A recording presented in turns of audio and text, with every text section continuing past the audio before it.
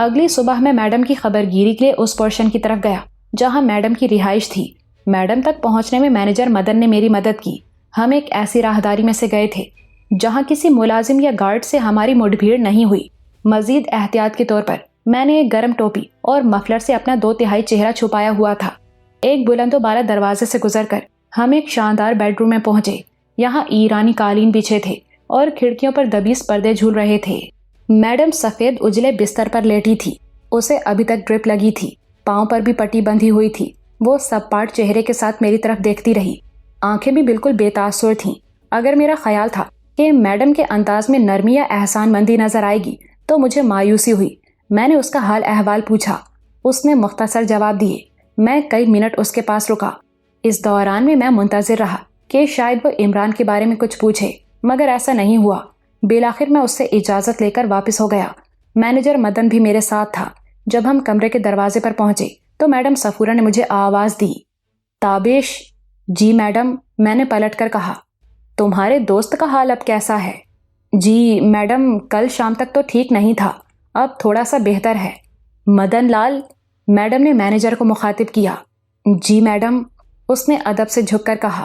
ناشتے کے بعد ڈاکٹر کو بلا اور اس سے کہو کہ وہ اس کے دوست کو اچھی طرح دیکھے اور میڈیسن تجویز کرے۔ میڈم کے لہجے میں مثبت تبدیلی محسوس کر کے مجھے عجیب سے اطمینان اور خوشی کا احساس ہوا۔ عمران دل جیتنے کا ہنر جانتا تھا۔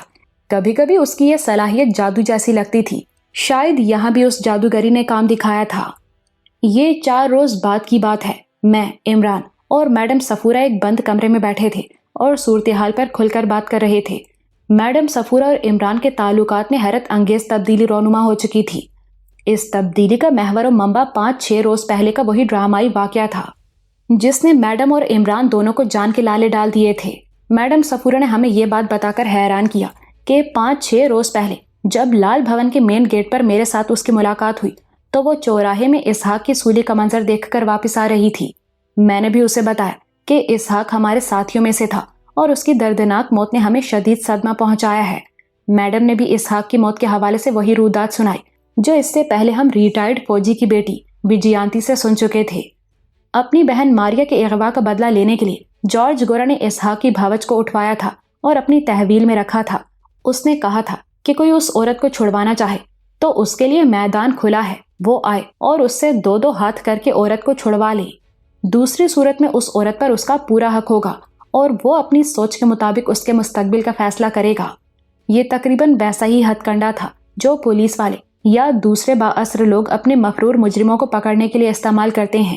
وہ ان کے اہل خانہ کو دھر لیتے ہیں اور اپنے اہل خانہ کو بچانے کے لیے مجرم یا ملزم کو سامنے آنا پڑتا ہے۔ میڈم نے بتایا کہ اسحاق جارج گورا سے دوبدو مقابلے کے لیے آیا تھا اور یہ مقابلہ اسے کرنا پڑا، حالانکہ اس میں اسحاق کی کامیابی کا امکان 10-15% سے زیادہ نہیں تھا۔ میں نے کہا، یہ سب تو جنگل کے قانون جیسا لگتا ہے، جس میں زور ہو وہ اپنی مرضی کا فیصلہ ٹھونسنے کے لیے آزاد ہو جائے۔ بس کچھ ایسا ہی ہے، میڈم نے کہا۔ اس رسم کو یہاں سامبر کہا جاتا ہے اور یہ پتہ نہیں کب سے چلی آ رہی ہے۔ کب ہوئی تھی یہ زور آزمائی؟ عمران نے پوچھا۔ پچھلے بدھ کو، اور اس حقیقت سے انکار نہیں کہ سامبر کے اصول کے مطابق حمیدہ کے دیور اسحاق کو پورا موقع دیا گیا تھا۔ دونوں میں تلوار بازی ہوئی تھی۔ یہاں چھوٹے سائز کی قریباً 2 فٹ لمبی تلوار استعمال ہوتی ہے جسے کٹار یا کٹاری کہا جاتا ہے۔ جارج ایسے مقابلے میں بہت مہارت حاصل کر چکا ہے اور کسی کو ایسے مقابلے میں اپنے قریب بھی نہیں پھٹکنے دیتا۔ اس نے لڑائی شروع ہونے کے 1.5-2 منٹ بعد ہی اسحاق کی کٹار گرا دی تھی اور اس کے سینے پر چڑھ کر بیٹھ گیا تھا، مگر پھر اس نے اسحاق کو ایک اور موقع دیا۔ اس مرتبہ بھی وہ 2 منٹ سے زیادہ اس کے سامنے نہیں ٹھہر سکا۔ اس کی ران پر زخم لگا اور وہ گر گیا۔ جارج نے کٹار کی نوک اس کی گردن پر رکھ دی۔ اس مقابلے میں پہلے ہی جارج نے واضح کر دیا تھا کہ اگر سامبر میں اس کے مقابلے میں آنے والا مقابلہ ہار گیا تو اسے ماریا کے اغوا کی پوری سزا ملے گی، اور یہ سزا حمیدہ کے دیور کو دی گئی۔ مقابلے کے فوراً بعد جارج نے اس کے ہاتھ کی انگلیاں کٹار سے کاٹ ڈالی تھیں۔ بعد میں اسے سولی چڑھا دیا گیا۔ عمران نے پوچھا، اب اس لڑکی حمیدہ کے حوالے سے صورتحال کیا ہے؟ میڈم صفورہ نے سگریٹ سلگاتے ہوئے کہا، انور خان یہاں زرگاں کا ایک دلیر مسلمان ہے۔ سنا ہے کہ حمیدہ کو چھڑانے کے لیے اس نے جارج کے سامنے آنے کا اناؤنس کیا ہے۔ ہو سکتا ہے کہ 2-3 روز کے اندر زرگاں میں ایک اور خونی واقعہ ہو جائے۔ کیا انور خان یہاں زرگاں میں آئے گا؟ میں نے پوچھا۔ ظاہر ہے اسے یہیں آنا پڑے گا۔ کیا اس مقابلے سے پہلے ہی ہم کسی طرح اس لڑاکے مرغے کا سر قلم نہیں کر سکتے؟ عمران نے اپنے مخصوص لہجے میں پوچھا۔ سوچا تو بہت کچھ جا سکتا ہے، لیکن تھیوری اور پریکٹیکل میں بہت فرق ہوتا ہے۔ میڈم نے سگریٹ کا گہرا کش لیا۔ کیا آپ کی رسائی جارج تک نہیں ہے؟ عمران نے پوچھا۔ مجھے یہاں آئے قریباً 3 ماہ ہو چکے ہیں۔ اس دوران میں صرف ایک بار جارج سے ملاقات ہوئی ہے، اور وہ بھی یہاں نہیں، راج بھون میں۔ آج کل یہ سارے لوگ اپنی سیکیورٹی کی طرف سے بہت چوکس ہیں، خاص طور سے حکم جی، جارج اور سرجن اسٹیل، ماریا وغیرہ۔ ایک ہفتے پہلے بھی ایک خونی واقعہ ہوا ہے۔ کچھ لوگوں نے راج بھون کے اندر گھس کر کارروائی کی ہے۔ ساری سیکیورٹی کو درہم برہم کر کے وہ راج بھون کے اندر پہنچے، گارڈ سے رائفلیں چھینی اور اندھا دھند فائرنگ کی۔ سرجن اسٹیل کے بھائی کے علاوہ کئی گارڈز بھی مارے گئے۔ اس کے علاوہ ایک دم میڈم صفورہ بات کرتے کرتے چپ ہو گئی۔ اس نے جیسے چونک کر ہم دونوں کو دیکھا، پھر ٹھٹکے ہوئے لہجے میں بولی، تم دونوں بھی زرگاں 2 تاریخ کو ہی پہنچے تھے نا؟ عمران نے اسبات میں سر ہلایا۔ وہ بات جاری رکھتے ہوئے بولی، اور یہ واقعہ بھی اسی دن ہوا؟ کہیں، میرا مطلب ہے کہیں؟ وہ کھوجی نظروں سے ہماری طرف دیکھتی جا رہی تھی۔ عمران نے میری طرف اور میں نے اس کی طرف نگاہ دوڑائی۔ میڈم بولی، کہیں تم دونوں کچھ چھپا تو نہیں رہے ہو؟ عمران نے میڈم کی اجازت سے اس کے سگریٹ کیس میں سے ایک سگریٹ لیا اور بولا، میڈم ہم چھپا رہے تھے، لیکن اب چھپانا نہیں چاہتے۔ ہمیں قدرت نے ایک ہی راستے پر لا کھڑا کیا ہے، اور اب ہمیں ایک ہی رخ پر جانا ہے۔ اس کے بعد میں نے اور عمران نے اپنی کہانی کا وہ حصہ بھی میڈم کے گوش گزار کر دیا جو اب تک اسے معلوم نہیں تھا۔ وہ یہ جان کر ششدر ہوئی کہ یہ ہم ہی تھے جنہوں نے اس رات راج بھون میں تہلکہ مچایا تھا اور پھر صاف بچ کر نکل گئے تھے۔ میڈم کے ساتھ اس گفتگو میں ہم پر ایک اور انکشاف بھی ہوا، اور وہ یہ کہ اس رات میں نے سرپٹ بھاگتی گاڑی کے اندر جس شخص کو جہنم واصل کیا وہ رنجیت پانڈے نہیں، اس کا چچا زاد گرومیت پانڈے تھا۔ دونوں کی شکل اور قد کاٹ کافی حد تک ملتے جلتے تھے۔ ان کو قریب سے نہ جاننے والے اکثر دھوکہ کھا جاتے ہیں۔ مجھے وجیانتی کے پتا کا وہ فقرہ بھی یاد آیا جو اس نے پانڈے کی موت کی اطلاع دیتے ہوئے بولا تھا۔ اس نے چھوٹے پانڈے کا لفظ استعمال کیا تھا۔ ہمارے اور میڈم کے درمیان ہونے والی یہ طویل گفتگو کئی لحاظ سے کارآمد رہی، کئی طرح سے ہماری معلومات میں اضافہ ہوا۔ اسی گفتگو میں میڈم کے ایک سوال کے جواب میں عمران نے یہ بھی بتایا کہ جب بے ہوشی کی حالت میں میڈم نے اس کے اور میرے ہاتھ پاؤں بندھوا دیے تھے تو وہ اچانک اپنے پاؤں کی رسی توڑنے میں کامیاب کیسے ہو گیا تھا۔ عمران نے بتایا وہ اس رسی کو ایک میز کے ٹوٹے ہوئے شیشے کے ساتھ رگڑتا رہا تھا اور اسے کمزور کرنے میں کامیاب ہو گیا تھا۔ ہمیں یہ بھی پتا چلا کہ ایڈوکیٹ ابرار صدیقی کی بھی بقایا سزا معاف ہونے کی امید ہے، اور ہو سکتا ہے کہ وہ بھی 4-5 روز میں ایک قریبی پگوڈے سے یہاں لال بھون میں پہنچ جائے۔ یہاں لال بھون کی سرگرمیوں کے بارے میں بھی کئی انکشافات ہوئے۔ میں، عمران اور میڈم سر جوڑ کر بیٹھے اور پہلی بار مشترکہ طور پر سوچا کہ ہم اس راجواڑے کی تاریکی سے نکل کر کس طرح آزاد فضاؤں میں پہنچ سکتے ہیں۔ اس کے علاوہ وہ اہم ترین مقصد بھی زیر بحث آیا جس کے لیے ہم یہاں پہنچے تھے اور اپنی جان ہتھیلی پر رکھی تھی، یعنی جارج گورے کی موت۔ یہ دوسرے روز کی بات ہے۔ عمران لان کی طرف چہل قدمی کے لیے گیا تھا، میں کمرے میں تھا۔ پچھلے کئی ماہ سے میں نے ایک دن کے لیے بھی ورزش نہیں چھوڑی تھی۔ جہاں اور جس وقت موقع ملتا میں دن میں کم از کم 1-1.5 گھنٹہ اپنی جسمانی فٹنس کو ضرور دیتا تھا۔ اب بھی میں کمرے کے اندر ہی اپنے کام میں لگا ہوا تھا۔ مارشل آرٹ اور باکسنگ وغیرہ میں ایک لفظ شیڈو فائٹ استعمال ہوتا ہے۔ اس کا مطلب ہے کھلاڑی کا بغیر کسی حریف کے خیالی لڑائی لڑنا اور اس طرح خود کو چست رکھنا۔ کچھ دیر تک شیڈو فائٹ کرنے کے بعد میں ڈپس لگانے میں مصروف ہو گیا۔ یہ کوئی 10, 20 یا 150 ڈپس نہیں تھے، بلکہ میں گنتی کرتا ہی نہیں تھا۔ ایک بار شروع ہوتا تھا تو پھر جب تک بازو بے دم نہیں ہو جاتے تھے لگا رہتا تھا، جبکہ جیکی یہی کہا کرتا تھا، جہاں ہمت جواب دے جاتی ہے وہیں سے غیر معمولی امپروومنٹ کا آغاز ہوتا ہے۔ اس دن میں اپنے جسم پر شاید کچھ زیادہ ہی سختی کر گیا۔ ورزش ختم کی تو پیٹ کے بالائی حصے میں اینٹھن شروع ہو گئی۔ میں قالین پر لیٹ گیا اور خود کو پرسکون کرنے کی کوشش کرنے لگا۔ کھڑکیوں سے باہر لان کا منظر نظر آ رہا تھا۔ دوپہر ہو چکی تھی مگر سرما کی دھوپ میں ابھی تک کوئی دمخم نہیں آیا تھا۔ میں نے دیکھا دور ایک روش پر عمران اوکڑوں بیٹھا ہوا میڈم صفورہ کے چھوٹے رشین کتے کو پچکار رہا تھا۔ میڈم بھی پاس ہی کھڑی تھی۔ کتے کو غالباً کوئی چوٹ آئی تھی۔ عمران اس کی چوٹ پر دوا لگانے میں مصروف تھا، ساتھ ساتھ وہ میڈم سے باتیں بھی کرتا جا رہا تھا۔ اس نے جب کسی کو آرام کرنا ہوتا تھا تو اس کی خوش گفتاری عروج پر پہنچ جاتی تھی۔ اس وقت بھی کچھ ایسی ہی صورتحال تھی۔ میڈم سنجیدہ نظر آتی تھی वो बस इमरान की किसी किसी बात का ही जवाब दे रही थी। कुछ देर बाद मैडम का मुलाजिम कुत्ते को गोद में उठाकर मैडम के पीछे पीछे दरख्तों में ओझल हो गया। इमरान वापस कमरे में आ गया। वो कमरे में पहुंचा और मेरे तासुरात देखकर चौंक गया। जिगर, क्या बात है? तबीयत तो ठीक है? कुछ नहीं, पेट में जरा दर्द हो रहा है। जरा नहीं हो रहा, तुम तो पीले पड़े हुए हो। लेकिन ये हुआ क्यों? मुझे तो लगता है तुमने अंधाधुंध वर्जिश फरमाई है। वो हमेशा की तरह बहुत जल्द दुरुस्त नतीजे पर पहुंच गया। मैं खामोश रहा तो उसके अंदाजे की तस्दीक हो गई। वो संजीदा लहजे में बोला, कभी कभी तुम जुनून की हद तक चले जाते हो, खुद अपने आप पर जुल्म करने लगते हो, नुकसान उठाओगे। फिर वो मेरे करीब बैठ गया और मेरे पेट को टटोल कर देखने लगा। कहाँ है दर्द? उसने पूछा। मुझे खुद पता नहीं चल रहा। मैं जबरदस्ती मुस्कुराया। मैं मैडम से बात करता हूँ। मैंने उसे रोक दिया। ख्वाह बात का बतंगड़ ना बनाओ, अब मैं पहले से बेहतर हूँ। थोड़ी सी कोशिश करके मैंने उसे कायल कर लिया कि दर्द नाकाबिल बर्दाश्त नहीं और अब कम होता जा रहा है। हकीकत में ऐसा नहीं था, दर्द शदीद था, लेकिन पता नहीं क्या बात थी। अब अपनी किसी भी तकलीफ के लिए मुझे दवा का सहारा लेना अच्छा नहीं लगता था। मैं तकलीफ को दवा के बगैर बर्दाश्त करता था और अक्सर ये बुरा वक्त गुजर ही जाता था। अब भी ऐसा ही हुआ। आध पौन घंटे तक दर्द ने जोर मारा, फिर धीरे धीरे कम होकर खत्म हो गया। इसी दौरान में दरवाजे पर दस्तक हुई और मैडम अंदर आ गई।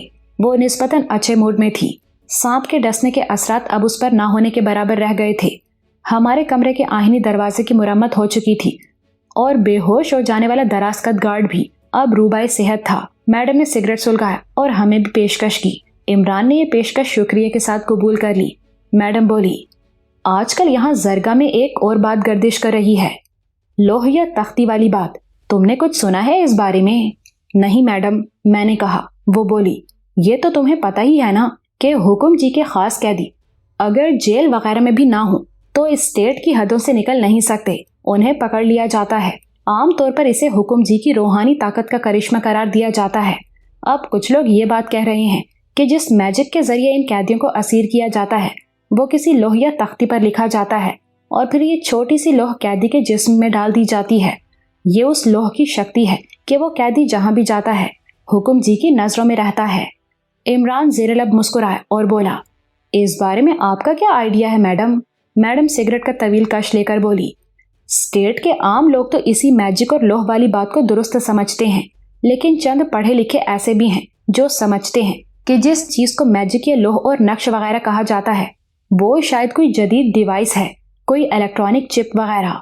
कुछ देर कमरे में गंभीर खामोशी तारी रही। फिर मैंने कहा, मैडम, आपने मुझसे अभी तक ये अहम सवाल नहीं पूछा कि मैं जरगा से फरार होने के बाद हुक्म के हरकारों की निगाह से कई हफ्ते तक कैसे बचा रहा और कैसे फिर चोरी छुपे यहाँ जरगा पहुंच गया। बेशक ये सवाल मेरे जहन में आता रहा है, मैडम ने कहा। आपने जो तख्ती वाली बात कही है मैडम, वो बिल्कुल दुरुस्त है और मैं अब तक इसीलिए बचा रहा हूँ कि मैं अपने अंदर इस तख्ती की मौजूदगी से बाखबर हो गया था। बाखबर हो गया था? जी मैडम, और मुझे पता चल गया था कि मुझे इसका तोड़ कैसे करना है। मैडम ने पहले मेरी तरफ, फिर इमरान की तरफ और तब दोबारा मेरी तरफ देखा। क्या तुम इसकी वजाहत करना पसंद करोगे? उसने कहा। तख्ती वाली बात उसे शशदर कर रही थी। हमें मैडम का एतमाद और भरोसा दरकार था और ये इसी सूरत में हो सकता था जब हमारे दरमियान कम से कम पर्दा बाकी रहे। मैंने मैडम को चिप के हवाले से तकरीबन सभी कुछ बता दिया और ये भी बता दिया कि बिलाखिर ये चिप कैसे और क्यों कर मेरे जिस्म से निकल सकी है। मैडम ये सारी रूदात बहुत हैरत के आलम में सुनती रही। बीच बीच में कहीं कहीं उसने सवालात भी किए। मैंने मैडम को इस निहायत खतरनाक ऑपरेशन का निशान दिखाया और दीगर तफसीलात बताई। इसके बाद मैडम ही के कहने पर मैंने मैडम के सर के पिछले हिस्से का मुआयना भी किया। मेरे जहन में इस बात का 60-70% इम्कान मौजूद था कि मैडम सफूरा और इब्रार सिद्दीकी के जिस्म में भी चिप रखी होगी, मगर कम अज कम मैडम के जिस्म में चिप की मौजूदगी का सुराग नहीं मिला। हमारी ये सनसनीखेज गुफ्तगू जारी थी कि किसी औरत के जोर जोर से बोलने की आवाजें आईं। वो शायद किसी को डांट रही थी और मार भी रही थी।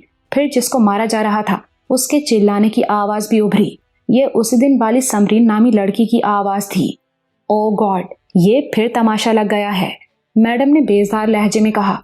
हमसे माजरत करके वो बाहर चली गई। उसे बाहर का मामला संभालने और वापस आने में करीबन 10 मिनट लग गए।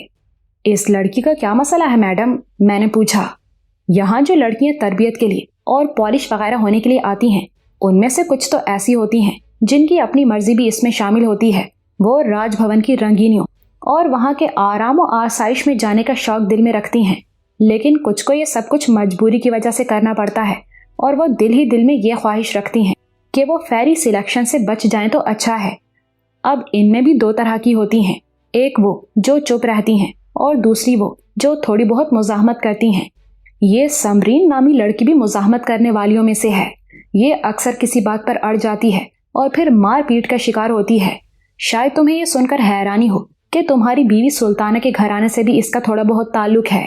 क्या मतलब? मैंने हैरान होकर पूछा। मैडम चंद लम्हे तवक्कुफ करने के बाद बोली, ये सुल्ताना की रिश्तेदार है।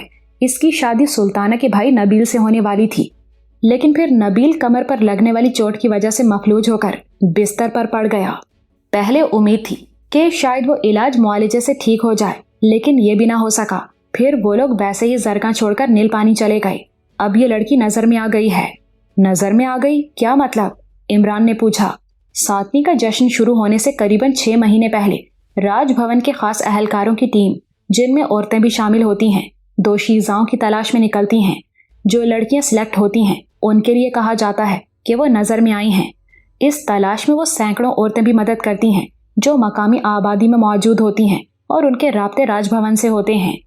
तो आपका मतलब है कि इस समरीन नामी लड़की की शादी सुल्ताना के भाई से होने वाली थी? मैंने हैरत से कहा। बिल्कुल ऐसा ही था, और इन लड़कियों में 8-10 और भी ऐसी हैं जो बिल्कुल नाखुश हैं। हो सकता है कि वो उस वक्त को कोसती हों जब वो किसी वजह से नजर में आई। मेरे दिल में टीस सी उठी। मैंने मैडम से इस बारे में 2-4 सवाल मजीद पूछे। मैडम ने बताया कि समरीन नामी लड़की ने उसे खुद ये सारी तफसील बताई है। वो उस लड़के की याद अब भी दिल में बसाए हुए है। मुझे वो सारी बातें याद आईं जो ताऊ अफजल ने मुझे सुल्ताना और उसके भाई के बारे में बताई थीं। उसने कहा था कि सुल्ताना अपने भाई का इलाज कराने की शदीद ख्वाहिश रखती थी। उसने मेहनत मजदूरी करके 15,000 रुपए की रकम जमा की थी, लेकिन इससे पहले कि ये रकम नबील के काम आती, मैं खुद बीमार पड़ गया था। मेरा बुखार उतरने का नाम नहीं लेता था और एक हिचकी हर वक्त मेरा सीना दहलाती रहती थी। सुल्ताना ने अपनी जमा पूंजी बशमूल अपने जेवरात बेदरेक मेरे इलाज पर खर्च कर दी थी। पता नहीं कि खामोशी और राजदारी के साथ इस लड़की ने कितने एहसान लादे हुए थे मेरे सर पर। मैं जिधर रुख करता था मुझे उसके बेमिसाल ईसार के निशान नजर आते थे। इस ईसार की वजह से वो खुद मुश्किलों का शिकार हुई थी और उसके करीबी भी। जवान साल नबील का बीमार और मायूस चेहरा मेरी निगाहों में घूमने लगा। मुझे लगा कि मैं उसकी बर्बादियों में अहम हिस्सेदार हूँ। मेरी वजह से वो अपनी सेहत से दूर हुआ और शायद अपनी मोहब्बत से भी। किन ख्यालों में खो गए? मैडम की आवाज ने मुझे चौंकाया। मैं इस लड़की से मिल सकता हूँ? मिलकर क्या करोगे? मैं उससे थोड़ी सी बातचीत करना चाहता हूँ। तो कर लेना, इसमें कौन सी रुकावट है? अभी वो जरा रोध हो रही है। गीता देवी से आज फिर उसकी लड़ाई हुई है। एक लड़की ने अपने सर के बाल सामने से कटवाने थे। उसने समरीन से कहा। बाल थोड़े से ज्यादा कट गए। बनाव सिंघार वाली टीचर ने गीता को बताया। गीता ने समरीन को डांटा डपटा है। जिसके बाल कटे हैं उसकी तो अच्छी दुर्गत बनी है। छड़ी से मार पड़ी है उसे। यहाँ ऐसे मामलों की बड़ी सख्ती है। इंतखाब के लिए नजर में आने वाली लड़कियों को लगे बंधे उसूलों के मुताबिक चलना होता है। खिलाफ वर्जी पर जान तक के लाले पड़ सकते हैं। इस बारे में हमारी मालूमात में मजीद इजाफा करते हुए मैडम ने बताया, हुकुम जी को यहाँ औतार का दर्जा दिया जाता है। तरबियत पाने वाली लड़कियों को बताया जाता है कि औतार और उसके खास मुसाहिबों की खुशी का ख्याल रख के वो हर जन्म में आला रुतबा पा सकती हैं। उन्हें बताया जाता है कि अगर किसी वक्त उनकी किस्मत जागे और हुकुम जी या उनका कोई मुसाहिब उनकी तरफ खास अंदाज की पेशकदमी करे तो उन्हें किस तरह खुशामदीद कहना है और उनको रिझाने के लिए क्या क्या तरीके इख्तियार करने हैं। गीता देवी इस तरबियत की माहिर है और गीता देवी से अक्सर समरीन की चपकुलश हो जाती है। ये सारी बातें तन बदन में आग लगा देने वाली थीं। हुकुम जी और उसके हवारियों के बारे में जो कुछ सुना था वो बिल्कुल सच साबित हो रहा था। इन बातों से तस्दीक हुई थी कि जैकी की हसीन महबूबा शकुंतला वाली कहानी भी बिल्कुल सच थी। शकुंतला की प्रेम कहानी की वजह से हुकुम जी उसे अपनी पत्नी तो ना बना सका, लेकिन उसे हासिल करने के लिए उसने शकुंतला को फैरिया परी का दर्जा दे दिया। उसके लिए सब्ज रंग का चुनाव किया गया और वो राजभवन की सब्ज परी के तौर पर हुकुम जी के गढ़े की मछली बन गई। ऐसी न जाने कितनी शकुंतलाएं और समरीने हुकुम जी और जॉर्ज गोरा वगैरह की भेंट चढ़ चुकी थी और अभी चढ़ने वाली थी। मैडम के जाने के बाद भी वो और इमरान समरीन के बारे में बात करते रहे। इमरान को भी इस लड़की से हमदर्दी महसूस हुई थी। वो बोला, इसका मामला भी तुम्हारी सरवत जैसा ही लगता है। वो क्या कहते हैं, टूटी कहाँ कमंद। मुझे एक वजीफा याद आ रहा है जो ऐसी लड़कियों को मुसीबत से बचाने के लिए पढ़ा जाता है। अगर वो पूरा याद आ गया तो शायद हम इसको बचा लें। वो ऐसी ही गोलमोल बातें करता था। उस रात मैं सोने के लिए लेटा तो देर तक बारूंदा जैकी के बारे में सोचता रहा। वो हड्डियों का ढांचा अपने कटे फटे जिस्म के साथ मेरे सामने आन खड़ा हुआ। उसकी आंखों में आग और होंठों पर एक बेसाख्ता मुस्कुराहट थी। वो जैसे खामोशी की जुबान में मुझसे कह रहा था, मुझे भूलना नहीं, मुझे याद रखना, और मेरी बेबसी को भी, और अपना हौसला बुलंद रखना। मैंने तुम्हें कमजोर नहीं रहने दिया है। अपनी सारी आग तुम्हें सौंप दी है और अपने दुश्मन के बारे में भी बता दिया है। फिर मेरा ध्यान सुल्ताना की तरफ चला गया। मैं उसे मंदिर के तहखानों में छोड़ आया था और कह आया था कि मैं वो काम पूरा करके आऊंगा जिसके लिए वो अपना सर हथेली पर लेकर फिरती रही है। मेरा निशाना जॉर्ज गोरा था और मैं जल्द अज जल्द उस तक पहुंचना चाहता था। मैं जो जॉर्ज गोरा के बारे में ज्यादा जान रहा था और उसकी खसलत को ज्यादा पहचान रहा था, मेरे दिल में उसके लिए नफरत और इंतकाम का बहाव तेज तर हो रहा था। वो गोरी चमड़ी वाला यहाँ के लोगों को शायद इंसान ही नहीं समझता था। जरगा उसके लिए शिकारगाह थी। यहाँ के मर्दो जन उसके लिए पुरगोश्त चौपायों की हैसियत रखते थे। खास तौर से मकामी खवातीन उसका मनपसंद शिकार थीं और वो इस हवाले से किसी तरह की शर्मिंदगी भी महसूस नहीं करता था। वो बरमला कहता था, मुझे मकामी औरतें भाती हैं। उन्हें देखकर मेरे दिल में उन्हें हासिल करने की ख्वाहिश जागती है। मैं इस हवाले से कमजोर हूँ। हवा और पानी के बगैर तो मैं शायद जिंदा रह जाऊं, लेकिन खुशशक्ल नमकीन औरतों के बगैर नहीं। ये औरतबाज शख्स मेरी सुल्ताना को दागदार कर चुका था। उसके माथे पर बदनामी का टीका लगा चुका था। वो राजपूत खानदान की इज्जतदार बेटी थी। जॉर्ज ने उसका पिंदार तोड़ा था, उसकी आन बान खाक में मिलाई थी और वो अभी तक जिंदा था। राजभवन की बुलंद दीवारों के अंदर सांस ले रहा था, जिंदगी की सारी लज्जतों से बहरामंद हो रहा था और हमीदा जैसे नए शिकार फांस रहा था। मेरे सीने में भड़कते हुए शोले अलाव बन गए। मैं बेकरार होकर कमरे में टहलने लगा। मुझसे कुछ ही फासले पर एक दूसरे बिस्तर पर इमरान सो रहा था। उसे क्या पता था मैं किस कैफियत से गुजर रहा हूँ। मैं हर मसलिहत और अंदेशे को बालाए ताक रख देने के मरहले में आ गया था। देखते ही देखते मैं एक वाशिगाह फैसले तक पहुंच गया।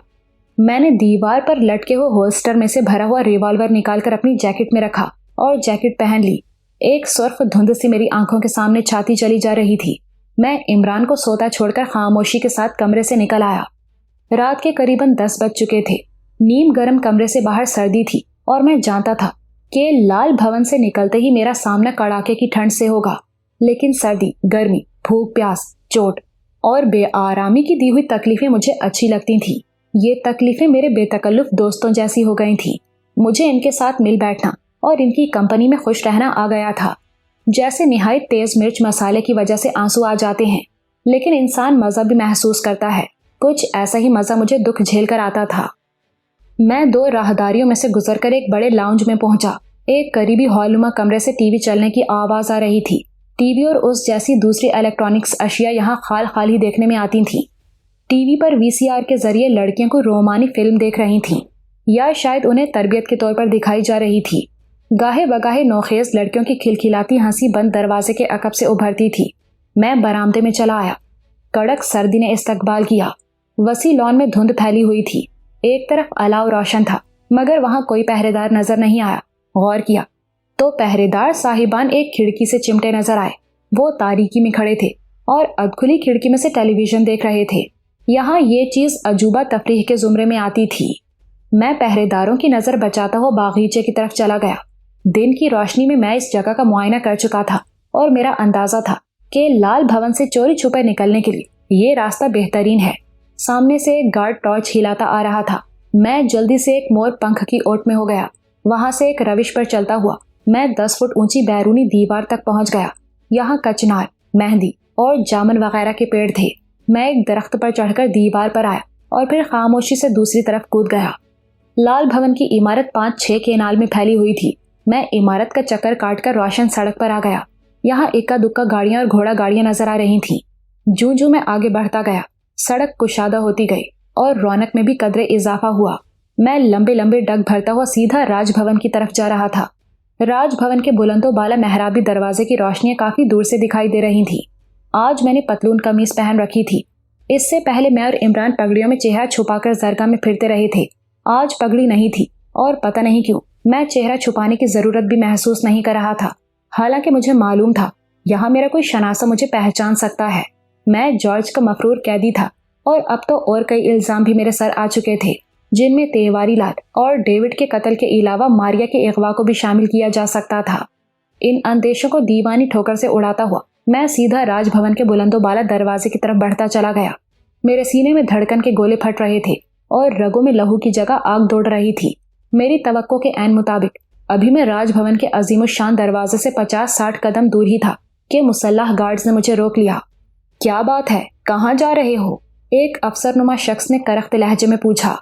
मैं जॉर्ज गोरा से मिलना चाहता हूँ। मेरा लहजा सपाट और मुस्तहकम था। कई गार्ड्स मेरे इर्द गिर्द इकट्ठे हो चुके थे। अचानक मुझे पहचान लिया गया।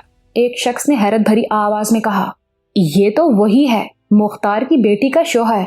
सब सन्नाटे में रह गए। मेरे चेहरे पर टॉर्चों की रोशनी फेंकी गई। एकदम 2 गार्ड्स ने राइफलों का रुख मेरी तरफ कर दिया।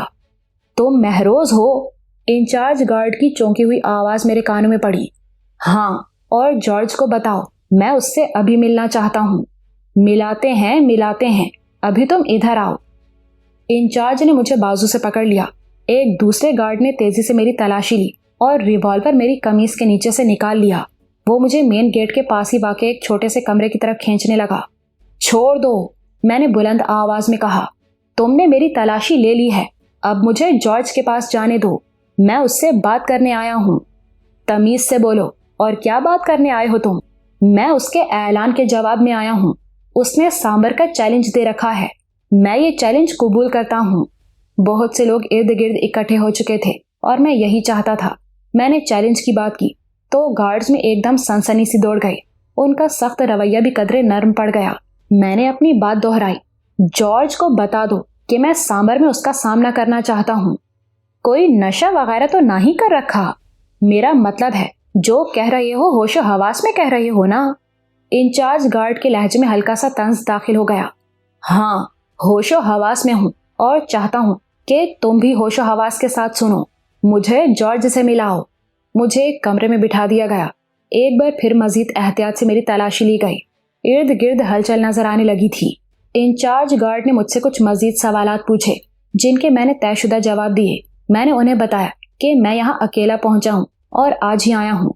करीबन 15 मिनट बाद मैंने एक मनहूस सूरत को अपने रूबरू पाया। ये जॉर्ज का बहनोई और मारिया का शोहर सर्जन स्टील था। वो खासा दराज कद था। नशे के सबब उसकी आंखें कदरे सूजी हुई थी। चंद दिन पहले मेरी राइफल की गोली इसके भाई को लगी थी और वो जहन्नुम वासिल हो गया था। इस मौत का गम भी उसके चेहरे पर तलाश किया जा सकता था। उसने मुझे सरतपा देखा और उसकी हल्की नीली आंखों में हकारत आमेज तजस्सुस नजर आने लगा। वो बनावटी लहजे में बोला, खुशामदीद, तुम्हें यहाँ देखकर बहुत खुशी हुआ। बहुत अच्छा बात कि तुमको ढूंढने में हमको ज्यादा स्ट्रगल नहीं करना पड़ा। मैंने बेखौफ होकर कहा, मुझे भी खुशी है कि मुझे पालतू कुत्तों से नहीं लड़ना पड़ा। मैं सीधा उनके मालिक से 2-2 हाथ कर सकता हूँ। तुम अपनी बकवास बंद करो, इंचार्ज फनकारा और उसने मेरे सर पर चोट लगाने के लिए राइफल का दस्ता फजा में बुलंद किया। नहीं, सर्जन स्टील ने हाथ बढ़ाकर उसे रोक दिया। इसने चैलेंज कबूल किया। अब ये हाम की हिफाजत में है। इसके साथ जो कुछ होएगा अब रूल के मुताबिक होएगा। इंचार्ज पीछे हट गया। कुछ ही देर बाद 2-3 और अहम अफराद वहां आन मौजूद हुए। ये मकामी फौज के अफसरान ही लगते थे।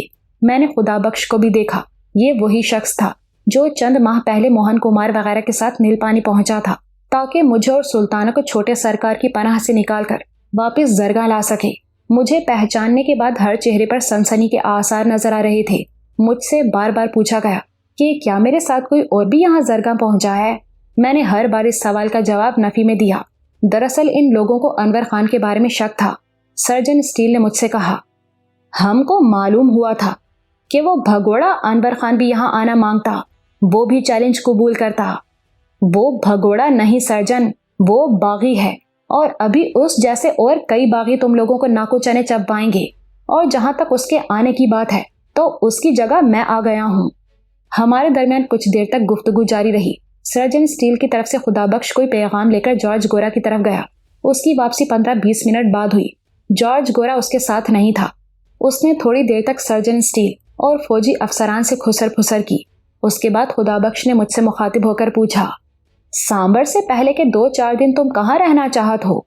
मैं तुम्हारे इस राजभवन के सिवा कहीं भी रहने को तैयार हूँ, मैंने फौरन जवाब दिया। यहाँ और कौन सी जगह है? मैंने चंद सेकंड तक सोचने की अदाकारी की, फिर कहा, तुम लोग मुझे पगोडा में ठहरा सकते हो। पगोडा में क्यों? सर्जन स्टील ने दरियाफ्त किया। वहां मेरी पुरानी साथी कुंवरती मैडम सफूरा मौजूद है। तो तुम कुंवरती के पास रहना मांगता? स्टील ने ऊपर नीचे सर हिलाया। मैंने भी इसी तरह सर को हरकत दी। लेकिन कुंवरती तो कहीं और है, खुदा बख्श ने कहा। वो जहां भी है मैं उसके साथ ठहर सकता हूँ। ओके, इसका अरेंजमेंट हो जाएगा, स्टील बोला। गुफ्तगू के दौरान में वो बराबर मुझे तफ्तीशी नजरों से घूर रहा था। किसी वक्त उसके तासुरात अजीब से हो जाते थे। यही वो शख्स था जिसने मेरे सर के अंदर मनहूस चिप प्लांट की थी, वो चिप जो मेरे जिस्म का हिस्सा बन गई थी और जिसे अपनी मर्जी से जुदा करने का मतलब मौत के सिवा और कुछ नहीं था। गालिबन स्टील के जहन में कई सवाल कुलबुला रहे थे। उनमें से एक अहम सवाल ये रहा होगा कि मुझे जरगा से बाहर हर तरफ दूर दूर तलाश किया जा रहा था। मुमकिन था कि सिग्नल वसूल करने वाले कई एंटीने यहाँ वहां चकरा रहे हों। मैं इस सारी तलाश को नाकाम करके यहाँ राजभवन के ऐन सामने आनमूदार हुआ था। ये क्यों कर हो सका था? क्या ये एक इत्तिफाक था, या फिर उसकी चिप ने काम करना छोड़ दिया था, या फिर कोई और मसला हो गया था? मैं समझ गया कि बहुत जल्द मुझे इस चिप के हवाले से भी स्टील वगैरह को जवाब देना पड़ेगा। कुछ देर तक मुझसे पूछताछ जारी रही, फिर कड़े पहरे में मुझे मैडम सफूरा की तरफ रवाना कर दिया गया। मैं घोड़ा गाड़ी में था। 3 मुसल्लह गार्ड मेरे सामने बैठे थे। एक घोड़ा गाड़ी आगे और एक पीछे थी। उनमें भी चौकस मुहाफिज मौजूद थे। हर निगाह में मेरे लिए तजस्सुस, हैरत और तंज का मिला जुला तासुर था। जो कोई देख रहा था मुझे तोलने वाली नजरों से ही देख रहा था, जैसे अंदाजा लगा रहा हो कि मेरे अंदर क्या है जिसके बलबूते पर मैं जॉर्ज गोरा जैसे शख्स को ललकारने की जुर्रत कर रहा हूँ। अपने अंजाम की परवाह किए बगैर मौत के जबड़ों में सर दे रहा हूँ। ये गार्ड्स वगैरह अपने अफसरान की वजह से चुप थे, वरना हो सकता था कि वो मुझ पर हकारत और तंज के तीर चलाना शुरू कर देते। फिर भी एक गार्ड से बर्दाश्त नहीं हो सका। वो एक तरफ थूक कर बोला, भगवान का शुक्र करो, तुम्हें बड़ों की तरफ से रक्षा मिल गई है, ना ही तो इस गाड़ी के अंदर तुम्हारी एक बोटी भी ना मिलती। तुम भी शुक्र करो कि मैं यहाँ कुत्तों बिल्लों से नहीं, उनके मालिक से लड़ने के लिए आया हूँ। गार्ड ने मुश्तइल होकर मेरा गिरेबान पकड़ना चाहा, लेकिन दूसरे ने उसे रोक दिया। छोड़ दो यार, ये अपनी मौत आप मरने वाला है, और ये कोई आसान मौत ना ही होवेगी। इसके साथी की तरह इसकी भी एक एक हड्डी टूटेगी पहले। जितना बड़ा अपराध है उससे बड़ी सजा होवेगी। किस अपराध की बात करते हो तुम? मैंने किसी की माँ बहन के साथ क्या कर दिया है? तुमने किया है, और ये सारी दुनिया जानत है। तुम उन लोगों में शामिल हो जिन्होंने सर्जन साहब की धर्मपत्नी को अगवा किया और उनकी आबरू खराब की। गार्ड की आंखों से शोले निकल रहे थे, और तुमने उनको गोली मारकर जख्मी भी किया। वो अपना फिक्रा मुकम्मल करते हुए बोला। मैं समझ गया कि वो मारिया की बात कर रहा है। मैंने इत्मीनान से कहा, मुझे तुम जैसे किराए के टटुओं के सामने सफाई पेश करने की जरूरत नहीं, लेकिन फिर भी सुन लो कि सर्जन की पत्नी और जॉर्ज की बहन मारिया को सुल्ताना के बदले में उठाया गया था, और वो बदबख्त उठाए जाने के काबिल थी। लेकिन यहाँ दूसरी बात भी याद रखो, उसे उठाने वाले मुसलमान थे। उन्होंने तुम्हारी औरत के साथ वो सुलूक नहीं किया जो तुमने उनकी औरत के साथ किया। गार्ड फनकारा। कोई नारी भी किसी मर्द पर ऐसा झूठा इल्जाम ना ही लगा सकती। क्या तुम इनकार करत हो कि श्रीमती मारिया की इज्जत खराब हुई? नहीं, मैं इनकार नहीं करता। श्रीमती जी की इज्जत खराब हुई, लेकिन किसी ने नहीं, उसने खुद की। उसने अंधेरी रात में एक पारसी को अपना जिस्म रिश्वत के तौर पर पेश किया और उसकी मदद से भाग निकली। ये बकवास है, गार्ड गरजा। इस तरह की बातें तो मुस्लिमों ने ही फैलाई हैं। अपने गंदे अपराध पर पर्दा डालने की कोशिश की है तुम लोगों ने। नारी की इज्जत? कौन नारी? कैसी इज्जत? मैंने भड़क कर उसकी बात काटी। ये गोरी चमड़ी वाले जिन्हें तुमने अपना आका बनाया हुआ है, इज्जत, आबरू, पवित्रता और शर्म हया जैसे लफ्जों का मतलब ही नहीं जानते। इनके देश में जाकर देखो, ये मारिया जैसी मेमे एक बर्गर और एक कोक के लिए किसी के साथ भी जाने के लिए तैयार हो जाती हैं। और यहाँ बर्गर कोक का नहीं, जान का मामला था। गार्ड ने दांत पीसे। भगवान की सौगंध, अगर मुझे बड़ों का डर ना होता तो मैं इसी जगह तुम्हारी खोपड़िया में सुराख कर देता।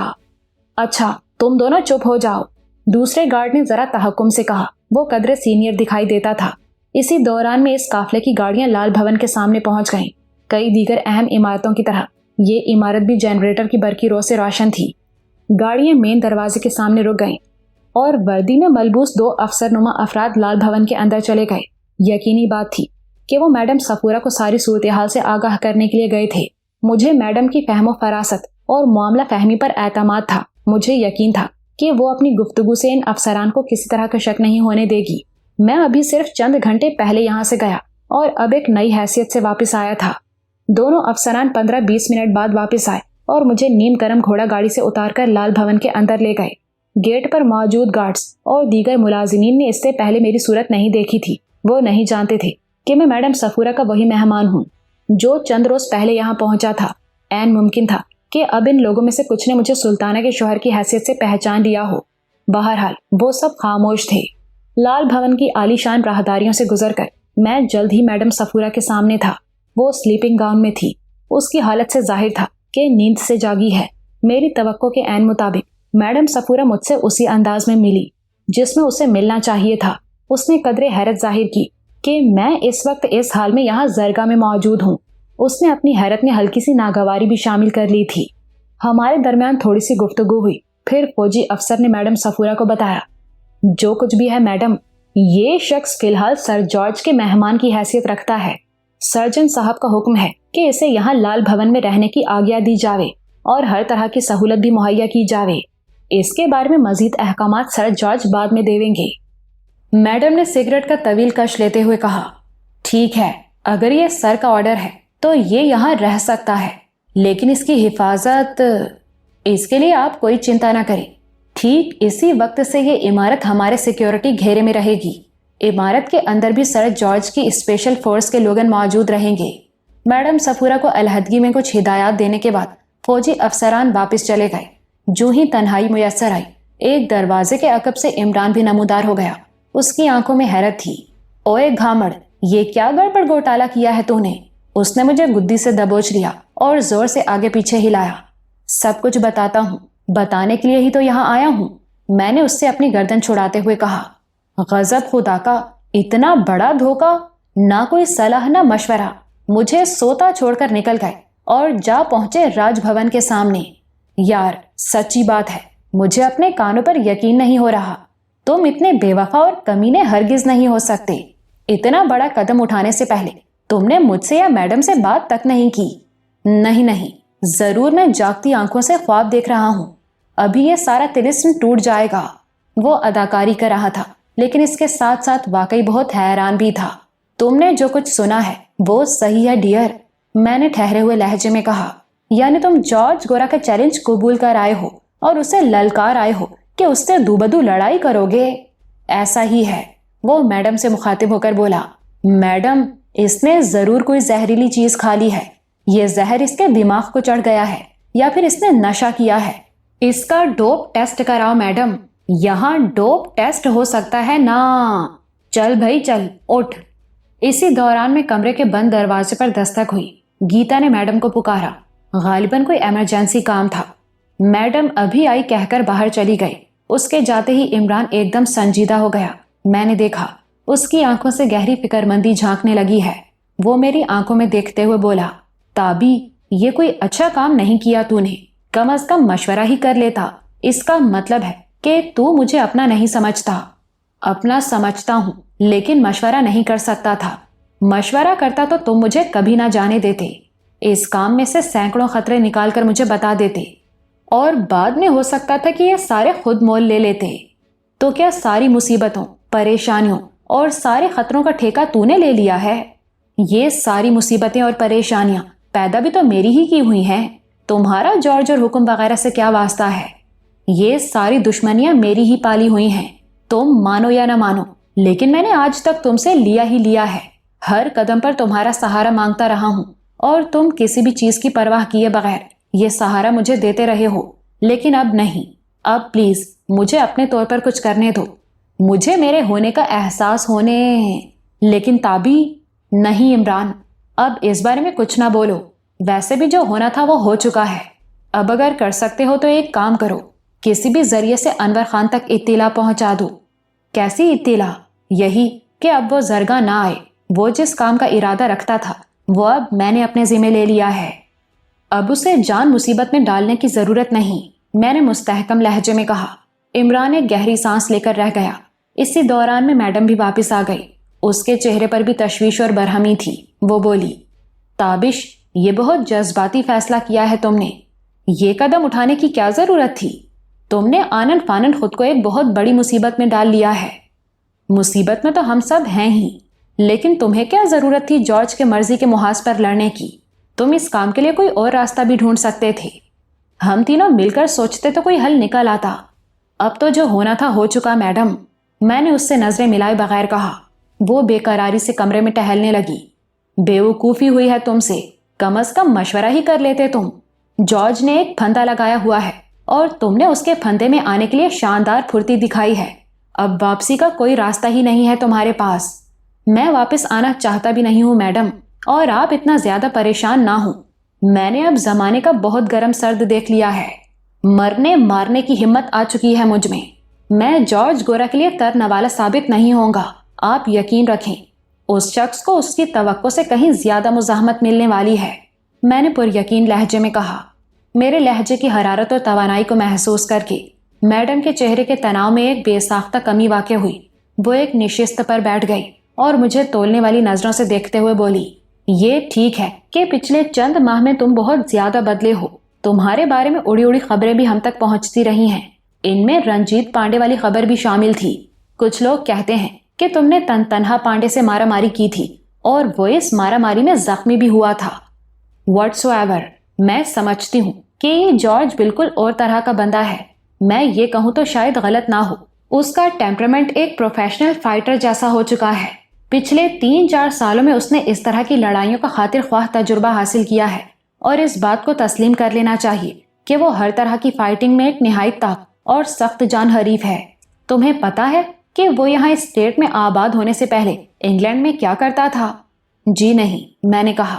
برمنگھم میں مارشل آرٹ کا ایک بہت بڑا کلب ہے، یہ کلب 1925 میں جارج کے دادا نے شروع کیا تھا، دادا کے بعد جارج کا باپ، اور پھر خود جارج اس کلب کا کرتا دھرتا رہا۔ فائٹنگ آرٹ میں اس شخص کی دلچسپی خاندانی ہے، اس کے ساتھ ساتھ یہ مجرمانہ ذہن کا مالک بھی ہے، اس لحاظ سے ہم اسے 2 دھاری تلوار کہہ سکتے ہیں۔ اس تلوار کو زہر کی پان لگانے کے لیے حکم جی کی دوستی اور مکمل پشت پناہی بھی موجود ہے۔ ہم اس برِ صغیر کے لوگ فطری طور پر محکوم طبیعت کے مالک ہیں، جو چیز باہر سے اور خاص طور سے مغرب سے آتی ہے وہ ہمیں بہت جلد متاثر کرتی ہے، اور اگر اس چیز میں واقعی کوئی بات بھی ہو تو پھر تو سونے پر سہاگا ہے۔ جارج باہر سے آیا ہے اور اس میں ٹیلنٹ بھی ہے، یہی وجہ ہے کہ مقامی لوگ پوجنے کی حد تک اس سے متاثر ہیں، لیکن توہم پرست تو اسے شکتی کا دیوتا تک کہہ ڈالتے ہیں۔ حکم جی کی طرف سے اس کو سر کا خطاب ملا ہوا ہے، اور دوسری طرف ان سر جی نے راجواڑے کو اپنی شکار گاہ بنایا ہوا ہے۔ عمران نے کہا، ایسا ہی ہوتا ہے، طاقت اپنے قانون خود بنا لیتی ہے، جس کے پاس اختیار ہوتا ہے اس کے لیے ہزارہ آسانیاں مہیا ہو جاتی ہیں، اور اگر اختیار گورے کے پاس ہو تو پھر کیا ہی بات ہے۔ گورا ہم جیسے لوگوں پر اپنا اختیار استعمال کرنے کا ہنر جانتا ہے، یہ لوگ یوں ہی تو 2 سال تک یہاں حکومت نہیں کر گئے۔ میں نے موضوع بدلتے ہوئے کہا، میڈم، میں اپنی جلد بازی پر شرمندہ ہوں، لیکن ایک بار پھر کہوں گا کہ جو ہونا تھا وہ ہو چکا۔ اب آپ سے درخواست ہے کہ میرے 2 کام کر دیں۔ کیسے کام؟ زیادہ مشکل کام نہیں، آپ بآسانی کر سکتی ہیں میڈم۔ کچھ کہو گے تو پتا چلے گا۔ کسی طرح نیل پانی میں انور خان تک یہ پیغام پہنچا دیں کہ وہ یہاں آنے کا پروگرام فوراً ختم کر دے، کیونکہ میں نے جارج کا چیلنج قبول کر لیا ہے۔ میڈم صفورہ نے گہری سانس لیتے ہوئے کہا، ٹھیک ہے، اور دوسرا کام؟ مجھے اس عمارت میں ایک علیحدہ پورشن دے جہاں میں 2-4 دن میں اپنی فٹنس کو بہتر کر سکوں۔ علیحدہ پورشن کی کیا ضرورت ہے؟ یہاں ایک چھوٹا سا جم موجود ہے، تم چاہو تو صبح 11 بجے تک اسے آزادی سے استعمال کر سکتے ہو، لیکن یہ سب تو بعد کی باتیں ہیں، پہلے یہ تو پتا چلے کہ سامبر رچنا والے کیا کہتے ہیں۔ سامبر رچنا والے کون؟ میں نے پوچھا۔ पंडित महाराज और उनके चेले। इस सांबर की रस्म में दो हरीफों के आमने सामने आने का हतमी फैसला ये लोग ही करते हैं। बाकायदा कुंडलियां वगैरह निकाली जाती हैं और मुनासिब वक्त भी तय किया जाता है।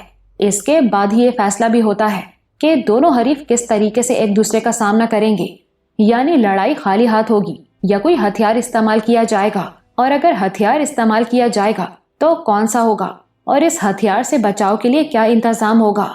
उसूली तौर पर सांबर की लड़ाई सिर्फ हरीफ को जेर करने के लिए होती है, लेकिन कुछ मौकों पर ऐसा भी हुआ है कि लोग शदीद जख्मी हुए हैं या फिर उनकी जान ही चली गई है।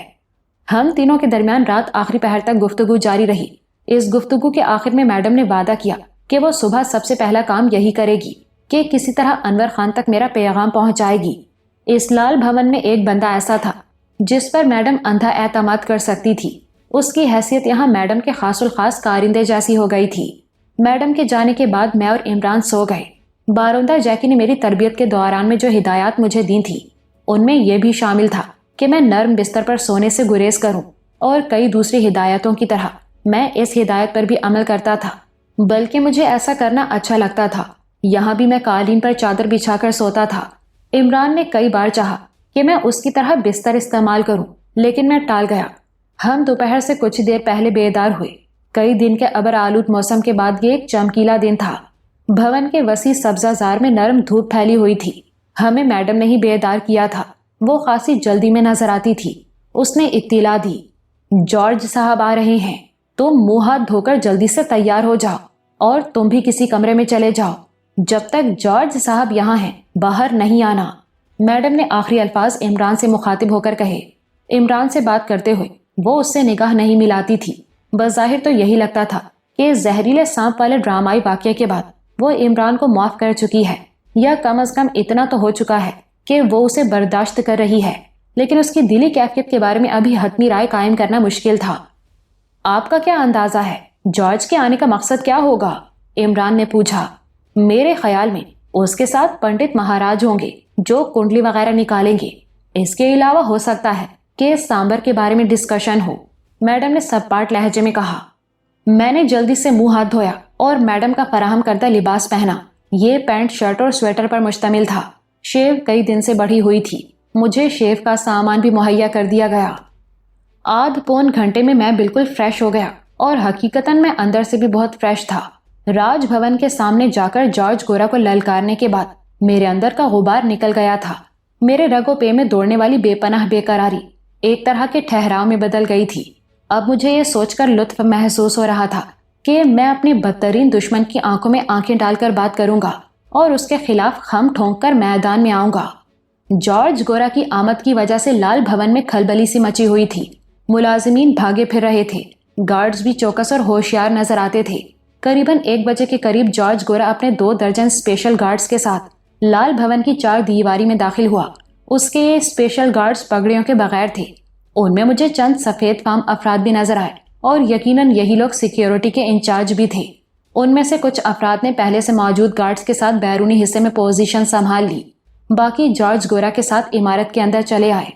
गार्ड्स के वजनी बूटों से बरामदों के फर्श लरज उठे। एक दहशत की सी फजा पैदा हो गई। स्पेशल फोर्स के 2 गार्ड्स जॉर्ज से पहले ही अंदर आ गए। उन्होंने मुझे सरतपा देखा। ये दोनों सफेद फाम थे। मुझे गुड नून कहने के बाद उन्होंने अच्छी तरह मेरी तलाशी ली और फिर मुझे एक साथ वाले छोटे कमरे में ले गए। यहाँ बैठने के लिए कोई जगह नहीं थी। फर्श पर दबीज कालीन बिछा हुआ था। 2-3 मिनट बाद जॉर्ज गोरा अपने 3 मुसल्लह गार्ड्स के साथ अंदर दाखिल हुआ। मैडम सफूरा और मैनेजर मदन वगैरह भी उसके अकब में मौजूद थे। जॉर्ज को मैंने चंद दिन पहले राजभवन की शाही बालकनी में देखा था, लेकिन उस वक्त हमारे दरमियान काफी फासला था। एक तवील अरसे के बाद आज मैं उसे अपने रूबरू देख रहा था। उसकी नीलगू आंखों में निहायत खतरनाक चमक थी। ये आंखें किसी इंसान से ज्यादा दरिंदे की आंखें लगती थी।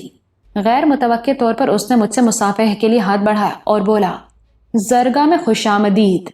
उसने अपने हाथ की मजबूत गिरफ्त मेरे हाथ पर कायम कर रखी थी। शायद इस तरह वो मेरी जिस्मानी ताकत और आसाबी मजबूती का अंदाजा लगाना चाहता था। वो मुझसे फकत 2 फुट के फासले पर मौजूद था। इसने इख्तियार और जिस्मानी ताकत के नशे में सुल्ताना को रोंदा था। जी चाह के सारी मसलिहतें बालाए ताक रखकर उस पर जा पड़ूं और तब तक खुद को उससे जुदा ना करूं جب تک وہ ختم نہیں ہو جاتا، لیکن عملی طور پر ایسا ممکن نہیں تھا۔ 3 گارڈز موجود تھے، وہ مجھے چھلنی کر کے رکھ دیتے، مجھے ابھی صبر کرنا تھا۔ جارج نے کہا، ہام کا خیال ہے کہ تم انگلش سمجھ سکتا ہے۔ ہاں میں سمجھ سکتا ہوں، میں نے انگریزی میں جواب دیا۔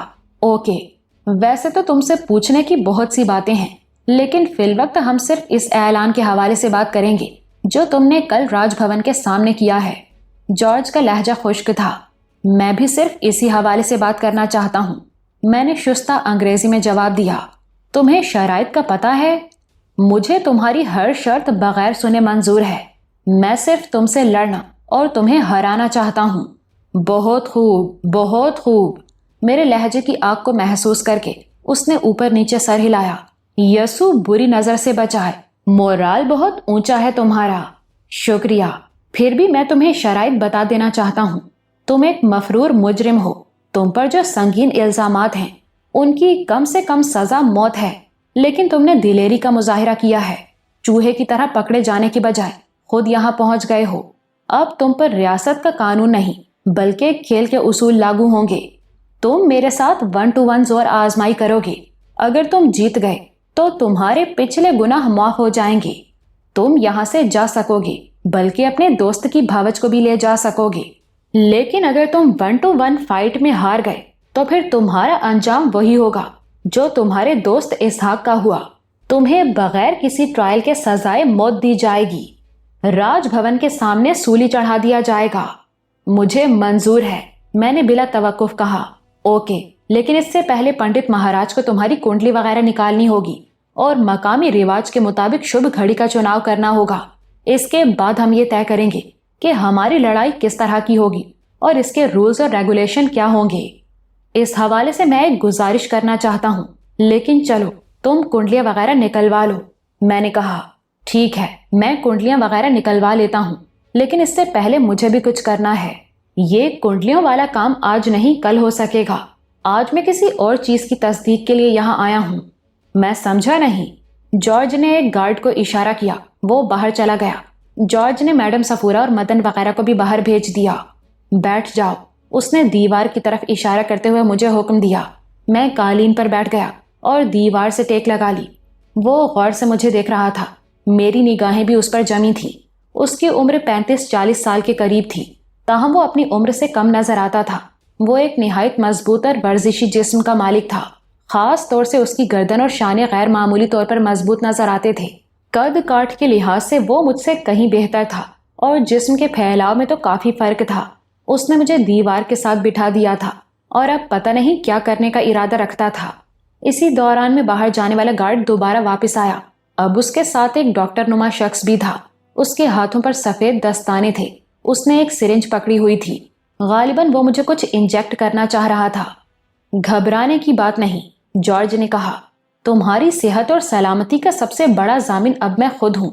یہ میرا تم سے وعدہ ہے، سامبر کے دن تک تمہیں کچھ نہیں ہوگا۔ یہ انجیکشن کس لیے ہے؟ سمجھو تمہاری جسمانی صحت کو چیک کرنے کے لیے ہے۔ اس میں تمہاری ہی بہتری ہے۔ ایک دم میرے ذہن میں جھماکا سا ہوا، ساری بات میری سمجھ میں آ گئی۔ آخر وہ چپ والا معاملہ اٹھ کھڑا ہوا تھا۔ ان لوگوں کے اینٹینا میری پوزیشن لوکیٹ نہیں کر رہے تھے اور اب وہ جاننا چاہ رہے تھے کہ ایسا کیوں ہے۔ غالباً مجھے کوئی نشاور دوا دی جا رہی تھی۔ کمرے میں جارج کے علاوہ صرف 3 افراد تھے اور یقیناً یہ جارج کے اعتماد کے لوگ تھے۔ میں نے مضبوط لہجے میں کہا، جارج، میں سمجھ گیا ہوں تم کیا کرنا چاہتے ہو۔ اگر تم اپنا وقت بچانا چاہتے ہو تو میں براہ راست تمہیں سب کچھ بتا دیتا ہوں۔ تم کیا بات کر رہے ہو؟ وہ الجھے ہوئے لہجے میں بولا۔ میں چپ کی بات کر رہا ہوں۔ میرے الفاظ نے جارج جیسے مضبوط شخص کو ہلا دیا۔ اس کے تینوں ساتھی بھی بری طرح چونک گئے۔ جارج نے ایک گہری سانس لے کر خود کو سنبھالا اور بولا، کیا تم اپنی بات کی وضاحت کرنا پسند کرو گے؟ بالکل پسند کروں گا۔ میں اس چپ کی بات کر رہا ہوں جسے یہاں لوح یا تختی کہا جاتا ہے۔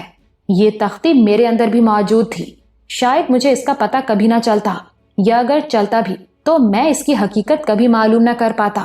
لیکن پھر کچھ ایسا ہوا کہ صورتحال ایک دم بدل گئی۔ میں نے ذرا توقف کیا اور اپنی گردن کے عقب میں ہاتھ پھیرتے ہوئے کہا، اگر تم لوگ دیکھنا چاہتے ہو تو دیکھ لو کہ یہاں کیا ہوا ہے۔ ڈاکٹر اور جارج ایک ساتھ آگے بڑھے۔ ڈاکٹر نے میری گدی کا معائنہ کیا۔ یہاں آپریشن کا نشان تھا اور ٹانکے لگے ہوئے تھے۔ یہ کیا ہے؟ سفید فام ڈاکٹر نے پوچھا۔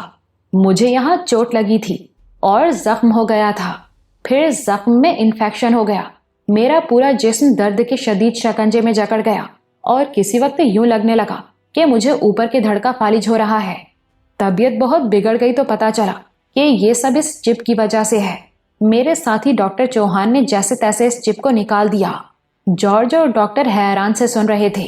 میری بتائی ہوئی تفصیل جارج وغیرہ کے لیے حیران کن تھی، اور یقیناً اس سے زیادہ یہ بات حیران کن تھی کہ میں نے چپ اپنے جسم سے علیحدہ کرا لی اور اس کے باوجود جان لیوا صورتحال سے بچا رہا۔ ڈاکٹر کے علاوہ جارج نے بھی میری جلد کو دبا دبا کر اس بات کی تصدیق کی کہ چپ میرے جسم میں موجود نہیں ہے۔ آخر جارج ایک طویل سانس لے کر بولا، لگتا ہے کہ تم کچھ چھپا رہے ہو۔ کیا مطلب؟ کیا واقعی اس بھگوڑے ڈاکٹر چوہان نے یہ کام کیا ہے؟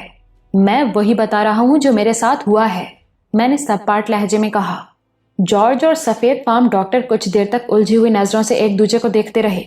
پھر جارج نے اپنے دونوں ہاتھ سینے پر باندھتے ہوئے دیوار سے ٹیک لگائی اور بولا، اگر واقعی سب کچھ ویسا ہی ہوا ہے جیسا تم بتا رہے ہو تو پھر تم ایک خوش قسمت شخص ہو۔ جب ڈاکٹر چوہان سے ملاقات ہوگی تو میں اسے اس آپریشن پر شاباش ضرور دوں گا۔ اس نے شاباش کا لفظ معنی خیز انداز میں کہا تھا اور اس لفظ میں ایک شفاق دھمکی کی ساری سنگینی بھر دی تھی۔ سفید فام ڈاکٹر نے امریکن لہجے میں انگریزی بولتے ہوئے مجھ سے پوچھا، اب وہ چپ کہاں ہے؟ مجھے اس بارے میں ٹھیک سے معلوم نہیں۔ میرا خیال ہے کہ اسے ڈاکٹر چوہان نے کہیں پھینک دیا تھا۔ پھینک دیا تھا تو بھی اس کے سگنل تو ملنے چاہیے، جارج نے تفتیشی انداز میں پوچھا۔ اتنی عقل تو ڈاکٹر چوہان میں بھی تھی، اس نے چپ نکالتے ہی اسے ضائع کر دیا تھا۔ ضائع کرنے کے بعد ہی اس نے اسے کہیں پھینکا ہوگا۔ تم اتنی بے یقینی سے بات کیوں کر رہے ہو؟ کیا چوہان نے تمہیں اس بارے میں اصل صورتحال نہیں بتائی؟ یہ ایک اتفاق ہے کہ آپریشن کے بعد چوہان سے میری تفصیلی ملاقات نہ ہو سکی، میں نے پہلے سے سوچا ہوا جواب دیا۔ کچھ دیر تک اس بارے میں بات چیت جاری رہی، تب جارج یہ کہہ کر رخصت ہو گیا کہ وہ کل پھر آئے گا اور اس سے پہلے پنڈت مہاراج یہاں پہنچیں گے اور کنڈلی وغیرہ نکالیں گے۔ چپ کے حوالے سے جارج کی الجھنیں ابھی پوری طرح دور نہیں ہوئی تھیں۔ جب جارج اپنے مسلح گارڈز کے ہمراہ کمرے سے نکل رہا تھا، ایک بار پھر میرا جی چاہا کہ ہر اندیشے کو ایک طرف رکھ کر اس پر جھپٹ پڑوں، اس کو سانس لینے کے لیے اور مسکرانے کے لیے اور زمین پر دندنانے کے لیے چند منٹ بھی زندہ نہ چھوڑوں، مار دوں یا مر جاؤں۔ اس عیاش عورت باز کو دیکھ کر میرے اندر ایک ایسی ناقابل برداشت نفرت جاگتی تھی جسے لفظوں میں بیان کرنا شاید میرے لیے ممکن نہ ہو۔